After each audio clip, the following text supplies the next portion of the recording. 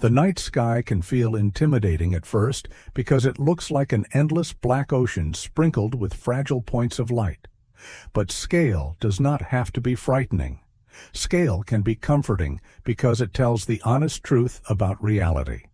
The universe is not a place of constant threat. It is a place of long, quiet spans where change happens slowly. Most of the cosmos is empty space, and most of the time nothing dramatic happens nearby. And that is exactly why something as delicate as life can exist at all. The darkness is not an enemy. It is the space that makes everything else possible. Outside this thin atmosphere, outside this warm pocket of air and sound, the universe is mostly still, mostly quiet, mostly empty space stretching in every direction. And yet it is not meaningless because it is filled with faint ancient light, threaded with invisible structure, expanding in a way that carries the past forward into the present. You are resting on a small world, orbiting a star, inside a galaxy, inside a web of galaxies, floating in a universe that is mostly empty and still somehow full of story. Let that be calming, not because it makes you small, but because it reminds you that the cosmos is patient, the night is wide, and the distances are real. In that calm, there is a deeper thought that can be held gently. The universe is quiet, but it is not perfectly still. Space-time itself can tremble, not like wind moving through trees, not like waves splashing against shore, but like a fabric flexing so subtly that only the most careful measurements could ever notice. These tremors are gravitational waves, ripples in the geometry of reality that cross the vacuum because they do not need air, and they do not travel through space like a thing passing through a room. They are space itself changing shape. The effect is almost offensively delicate, a stretch and squeeze so tiny it sounds impossible until instruments confirm that nature truly allows it. Some gravitational waves arrive as brief shivers from violent events, moments when massive objects move in ways the universe cannot keep quiet about. But others, in principle, could be far slower. A single rise and fall might take years. A whisper beneath the level of hearing, a rhythm too deep to feel. A motion so gentle it could pass through the world without leaving any obvious trace. And yet, if enough distant events overlap, those ultra-slow ripples could blend together into a background, a deep hum spread across the universe, not a message meant for anyone, but a persistent signature of mass and motion written into space-time itself. That is the quiet promise being followed here. If such a hum exists, it will not announce itself with a bright flash, and it will not arrive with a visitor. It will reveal itself the way the universe often reveals its most important truths, through the smallest measurable changes, through tiny delays, through subtle patterns that only patience can uncover. The cosmos does not need to be loud to be alive with meaning. Even in the vastness that seems empty, something may be moving, gently, continuously, leaving fingerprints in the shape of reality itself. The best way to notice a whisper that's subtle is not to stare harder into the darkness. It is to measure time. The universe does not count time the way humans do, in minutes and notifications. It counts time in rotations and orbits, in repeating rhythms that can endure longer than civilizations.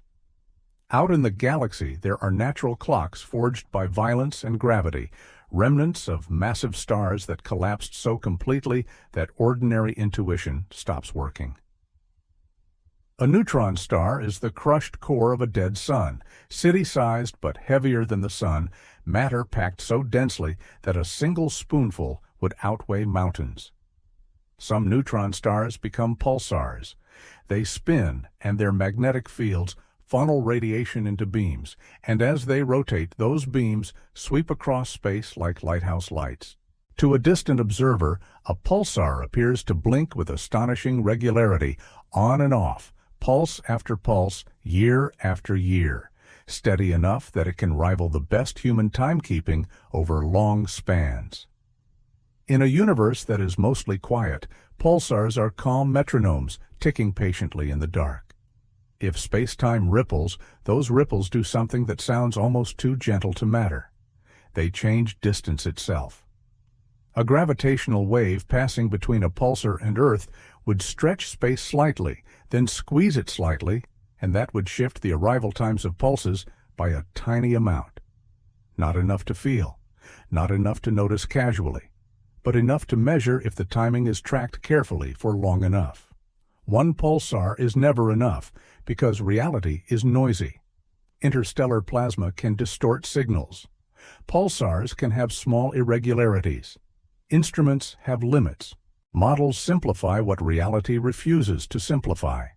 So the method becomes collective. Many pulsars spread across the sky are monitored together, forming a pulsar timing array, a galaxy-scale network of clocks. The search is not for one dramatic event, but for a shared pattern that emerges across the network, a correlation in timing shifts that depends on the positions of pulsars in the sky. Like a gentle swell moving through a wide ocean, different points rise and fall differently, but the motion is connected. That is what makes this approach feel almost poetic in its discipline. It does not demand the universe shout. It accepts that the universe may speak softly, and it builds a way to listen anyway. Timing becomes a new kind of astronomy, one that does not rely on images, but on rhythm, allowing space-time to be sensed through the smallest hesitations in the universe's most reliable clocks. To notice something as delicate as a gravitational wave hum, the universe does not ask for bigger eyes. It asks for steadier time. Light can show where things are, but timing can reveal what space-time itself is doing while no one is looking. Far out in the galaxy, nature provides clocks that do not rely on gears, batteries, or human attention. They are born from collapse, from pressure so extreme that matter becomes something unfamiliar. When a massive star dies, its core can be crushed into a neutron star, an object so dense and compact that it feels like a mistake. City-sized, yet heavier than the sun. Some of these neutron stars become pulsars. They rotate, and their magnetic fields guide radiation into narrow beams. As the star spins, the beams sweep across space like lighthouse lights, and to a distant observer, the pulsar seems to blink with near-perfect regularity. Pulse after pulse arrives with a steadiness that can survive for years, decades, even longer, like a heartbeat the galaxy cannot stop. That steadiness matters because space-time, if it ripples, does not arrive as a visible wave you can point to. It arrives as a change in distance itself. A gravitational wave passing through the space between a pulsar and Earth would stretch that space slightly, then squeeze it slightly. The shift is unimaginably small, but it is not meaningless. A pulse that should have arrived at a certain moment arrives a hair early or a hair late, not by seconds, not by milliseconds, but by a fraction so tiny it only becomes real when recorded again and again over long spans, with careful attention to what normal looks like. This is why time is the right language for the problem. A ripple in space-time is a ripple in travel time. Even when the sky looks still, the geometry underneath can be gently moving. A single pulsar, however, is not a clean instrument. The universe is full of interference. Interstellar gas can smear signals. Magnetic effects and small irregularities can shift a pulsar's rhythm. Instruments have their own imperfections. Models simplify reality, and reality does not always cooperate. So the method becomes collective, the way a choir becomes clear when many voices align. Many pulsars spread across the sky are observed together, forming a pulsar timing array, a galaxy-scale network of clocks. The key is not a dramatic spike, but a shared pattern. Timing shifts that are correlated across many pulsars in a way that depends on their positions in the sky. If a low-frequency gravitational wave background is truly passing through our region of space-time, it should leave a coordinated signature, like a slow swell moving through a vast ocean, making different points rise and fall differently while still belonging to the same motion. This kind of listening is quiet, in the most literal way. It does not require an explosion nearby. It does not require a signal meant for us. It only requires the universe to be consistent and for patience to be applied to that consistency. Over time, a delicate truth can separate itself from noise, not through drama, but through repetition and correlation. Timing becomes a form of touch, not touch of surfaces, but touch of structure. It is a way of sensing the fabric of reality through the tiniest hesitations in the most reliable rhythms the galaxy can offer. And if a deep hum is there, hidden beneath the apparent stillness of space, this is how it would begin to reveal itself, not as a shout, but as a gentle pattern that grows clearer the longer the universe is allowed to speak in its own slow language. Once a deep background hum becomes plausible, a more ancient question appears naturally. What could be humming for so long, so quietly, across such enormous scales? One explanation comes from the modern universe, from galaxies and the slow motion of massive objects. Another explanation reaches further back, toward the earliest phases of cosmic history, when reality itself may have been settling into the form it still follows today. That second possibility is cosmic strings, not strings of ordinary matter and not objects drifting through space like ropes, but defects in the fabric of fundamental fields, like seams left behind after a rapid phase change. A helpful image is frozen ice. When water turns to ice quickly, it can trap stress lines, cracks, and imperfections. The ice becomes solid, but it is not perfectly uniform. In some theories, the early universe went through transitions of its own, not from liquid to solid, but from one state of the fundamental forces to another as temperature dropped and symmetries broke. If that happened, the universe could have been left with defects, not made of atoms, but made of the configuration of fields themselves. A cosmic string in that picture is a thin, immensely energetic line, a seam in spacetime's underlying structure. It would be unimaginably narrow, yet it could carry enormous energy per unit length, enough that its gravity would matter even if the string itself were hair-thin by cosmic standards. If cosmic strings exist, they do not have to fill the sky to be important. Even a sparse network could leave signatures because strings would not sit perfectly still. They could move through space, vibrate under tension, intersect, and form loops. A loop of cosmic string would behave like a stretched band that cannot relax in the ordinary way. It would oscillate, and as it oscillates, it would shed energy. One of the clean ways for such a loop to lose energy is by radiating gravitational waves. Over cosmic time, countless loops forming and decaying could contribute to a persistent gravitational wave background. And in some scenarios, the emission could include stronger bursts when a loop forms sharp features during its motion. The details depend on the properties of the strings, their tension, and how often loops form, but the broader point remains simple. A defect from the universe's earliest moments could still be ringing today, not loudly, but continuously, adding its note to the deep hum that pulsar clocks are designed to detect. This possibility is not presented as certainty. It is a hypothesis that lives in the gap between mathematics and observation, attractive because it connects the faintest modern measurements to the earliest cosmic conditions. If the background hum were traced partly or largely to cosmic strings, it would mean something remarkable. The universe would not only be expanding and evolving, it would also be carrying an ancient relic signature from its own childhood. The hum would not merely be the music of galaxies. It could be a memory of early physics, a vibration preserved because space-time itself is the medium that keeps it alive. And in that picture, listening becomes more than detection. It becomes a way of reaching backward, not with a telescope that captures light, but with timing that can sense the shape and motion of reality across time.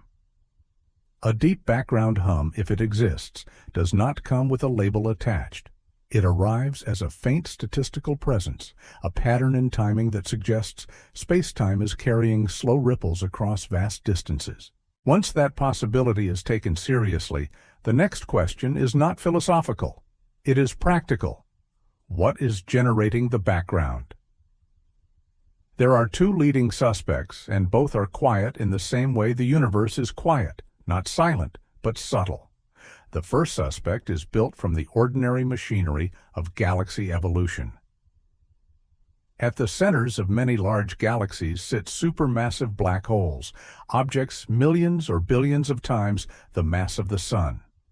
Galaxies merge over cosmic time, not as star-to-star collisions, but as slow gravitational reorganizations. When two galaxies combine, their central black holes can become bound into a binary system, orbiting each other at first at great distances, then gradually moving inward. Over millions of years, they lose orbital energy through interactions with surrounding stars and gas, and eventually, in the final regime, through gravitational radiation itself. Because the masses are enormous and the orbits are wide, the gravitational waves they produce are deep and slow, at frequencies far below what ground-based detectors measure. Now imagine the universe full of galaxies, full of mergers, full of black hole pairs at different stages of inspiral, each contributing its own low note. Overlap enough of those notes from enough distances and directions, and the result is a background, a kind of cosmic choir made from countless slow, massive dances in the dark. This explanation is compelling because it requires nothing exotic. It is what the mature universe naturally tends to produce. The second suspect is less about the mature universe and more about its earliest conditions. Cosmic strings, if they exist, would be defects in fundamental fields, seams left behind by phase transitions in the early universe. They would be extraordinarily thin and extraordinarily energetic, and they could form networks and loops.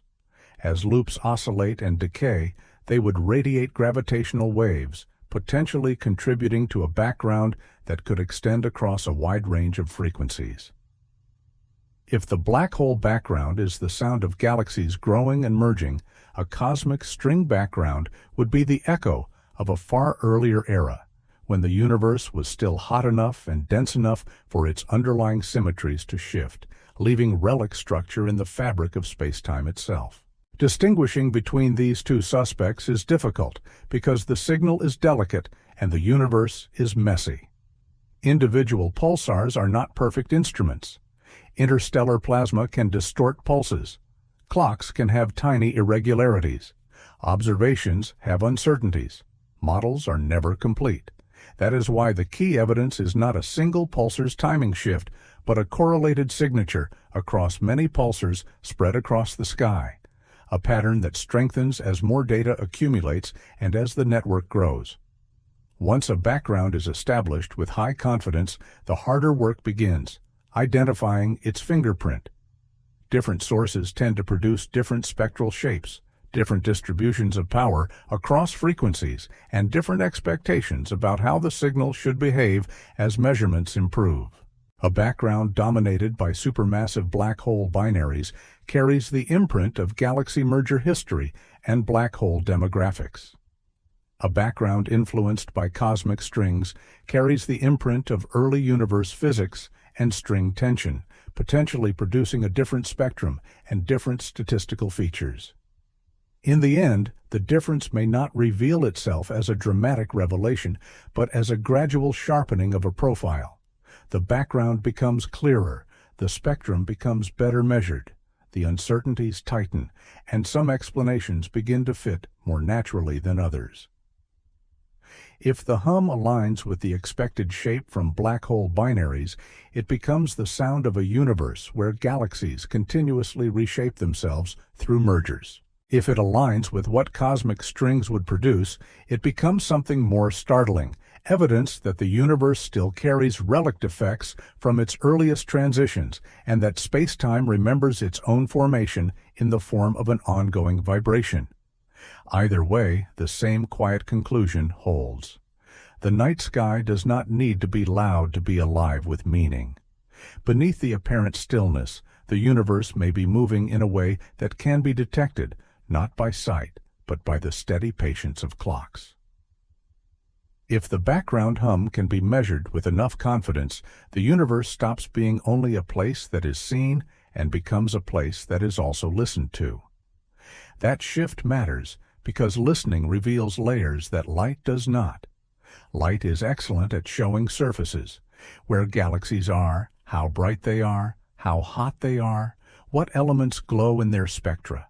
Timing and gravitational waves are different. They point to motion and structure that can remain invisible in ordinary images.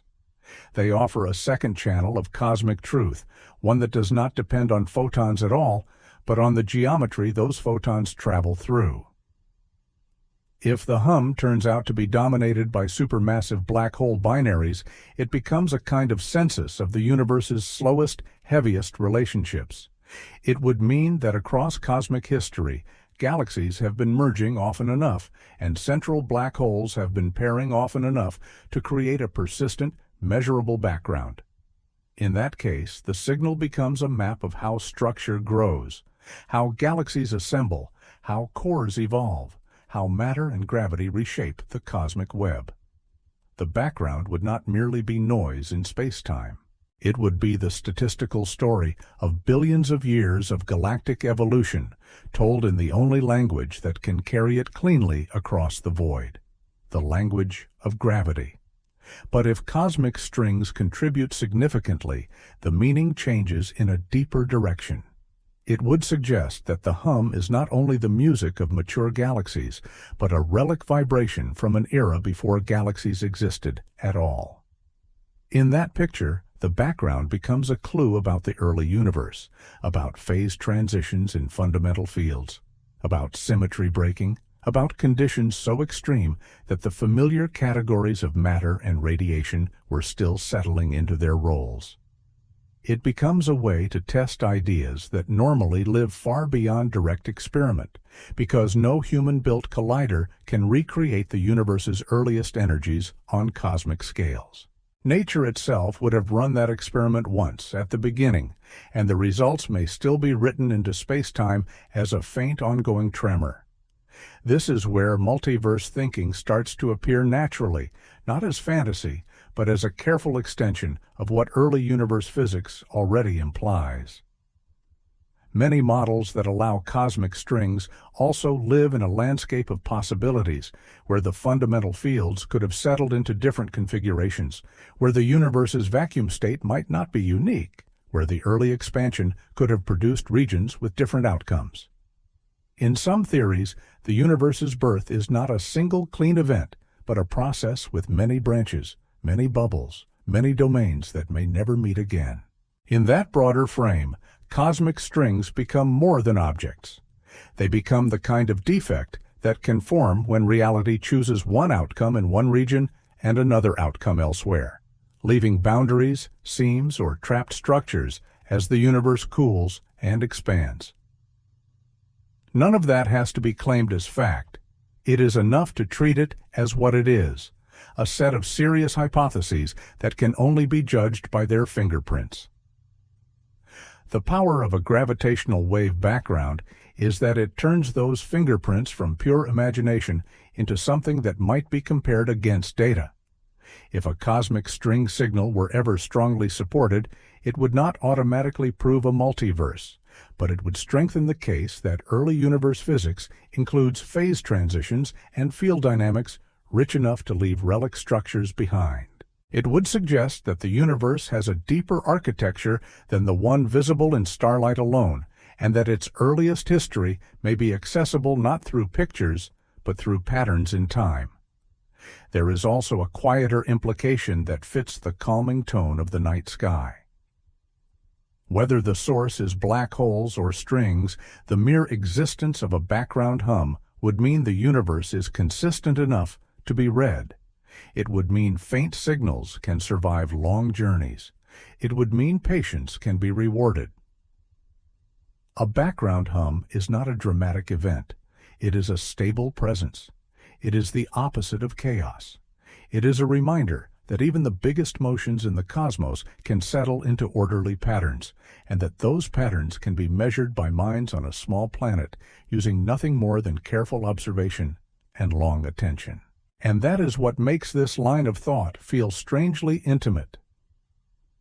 The universe may be vast beyond ordinary intuition, and it may separate regions with distances that cannot be crossed, but it still leaves traces that can be understood. It still allows contact of a different kind, not a meeting of bodies, but a meeting of insight with reality. In the quietest way possible, the cosmos can be known because it keeps its laws steady and because it carries its history forward, not only in ancient light, but in the faint, persistent trembling of space-time itself. There is a strange peace in realizing that the universe does not need to be loud to be alive with meaning. Most of it is empty space. Most of it is quiet. Most of it is so patient that human urgency looks like a brief spark.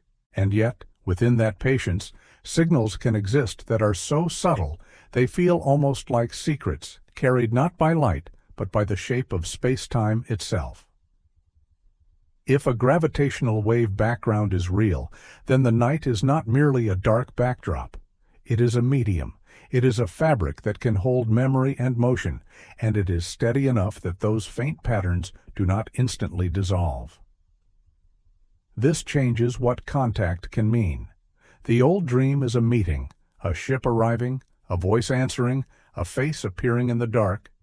But physics often favors a different kind of encounter. It favors discovery over arrival. It favors understanding over handshakes. A background hum, whether born from supermassive black hole pairs or from relic seams like cosmic strings, would not be a conversation. It would be evidence. It would be the universe leaving a signature that can be read by anyone capable of careful measurement, even if no one ever meant to send it. That idea can be calming rather than lonely. It means the cosmos is not required to behave like a crowded room. It does not need to provide companionship to provide significance. The universe can remain vast and indifferent to desire and still be deeply intelligible. It can remain silent in the social sense and still speak clearly in the language of patterns, correlations, and law. The same stability that makes long-distance meetings difficult is also what makes long-distance understanding possible. If reality were chaotic, nothing could be measured. If laws changed from place to place, knowledge would be local and fragile.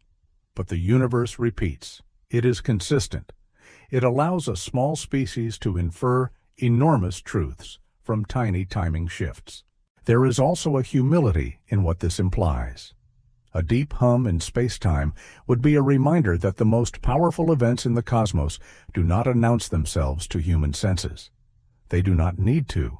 They unfold on scales where drama is slow, where the largest motions are measured in millions of years, where the strongest forces can still appear as a gentle delay in the tick of a distant clock.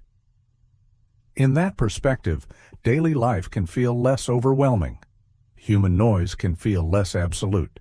The universe has room for quiet, and it has room for time, and both are real. And in the most practical sense, the path forward is simple, even if the answers are not. The listening continues. More pulsars, longer baselines, better models of the interstellar medium. Cross-checks with other observations. A growing ability to tell one fingerprint from another, to separate a black hole choir from a string echo, to measure the spectrum with enough precision that speculation either hardens into evidence or fades away. None of it needs haste. The cosmos is patient, and the method that reads the cosmos learns to be patient too.